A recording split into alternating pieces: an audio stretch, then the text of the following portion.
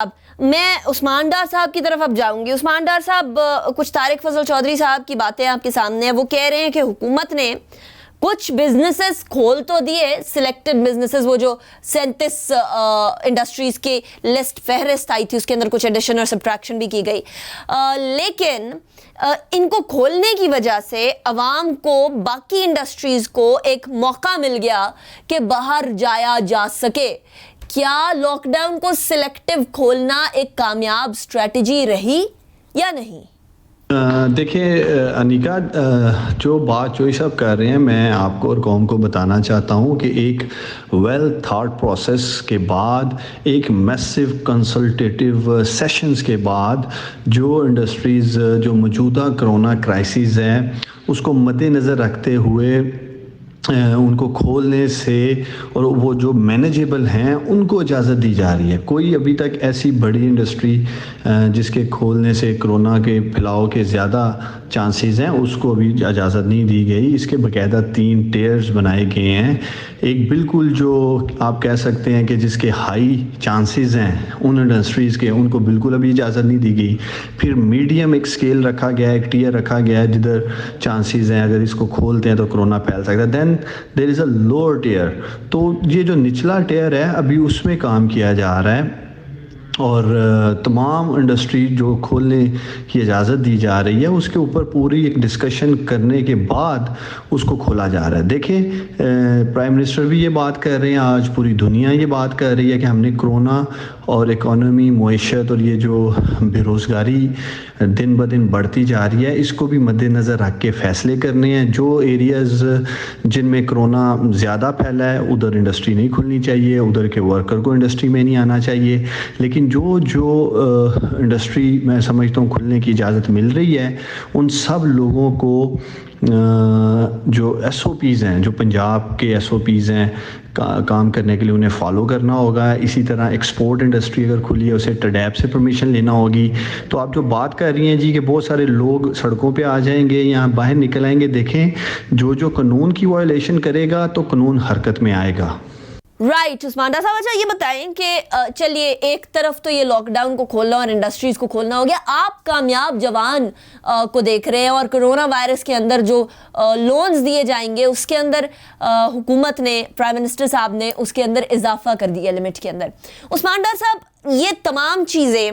کیا پاکستان کی اکانومی کے سلو ڈاؤن کو مدد کر پائیں گی؟ جہاں تک کامیاب جوان کی بات ہے, جو ہمارے ینگ انٹرپرینیورز ہیں, جو نوجوان کاروبار کر رہے ہیں اور اپنے کاروبار کا آغاز کرنا چاہتے ہیں, اس وقت پوری دنیا میں آپ کے سامنے معاشی حالات بھی ہیں اور کاروباری حالات بھی ہیں. جیسے جیسے کرونا انشاءاللہ تعالیٰ اس پہ قابو پائیں گے, چیزیں سٹیبل ہوں گی, لوگ انڈسٹری کھولنے کی طرف جائیں گے, کاروبار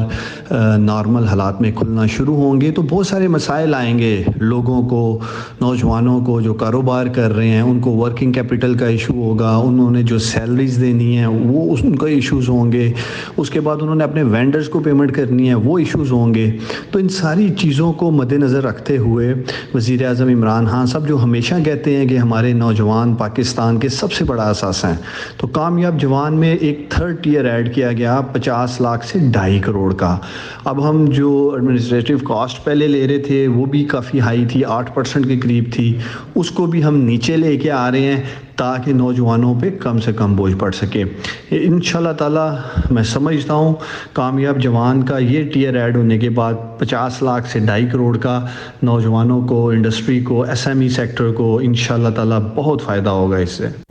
رائٹ عثمان ڈار صاحب, اچھا یہ مجھے بتا دیں, ایک طرف تو یہ کرونا وائرس سے نبردازمہ ہونا, اس کے جو سیاسی اور اقتصادی ریپرکشنز ہیں وہ ہیں,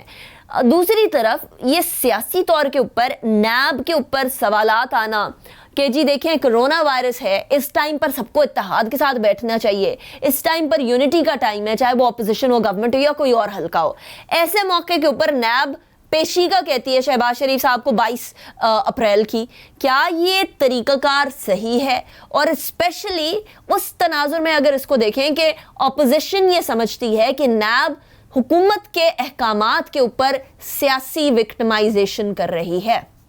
دیکھیں وزیر اعظم عمران خان صاحب بار بار ایک بات کہتے ہیں کہ اس کرونا کرائسس میں ہمیں بالکل سیاست نہیں کرنی چاہیے تمام پارٹیز کو، اور جو بار بار اپوزیشن والے کوشش کرتے ہیں ایک نیریٹو بلڈ کرنے کی، کوئی بھی اچھا اقدام انیکا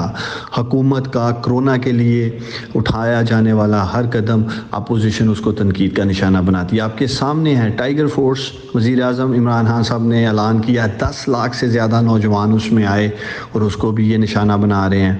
اسی طرح جو نیب ہے، دیکھیں نیب ایک آزاد ادارہ ہے، ڈے ون سے یہ پولیٹیکل وکٹمائزیشن کا جو ایک تاثر دے رہے ہیں۔ میں آپ کے پروگرام میں یہ سوال اٹھاتا ہوں،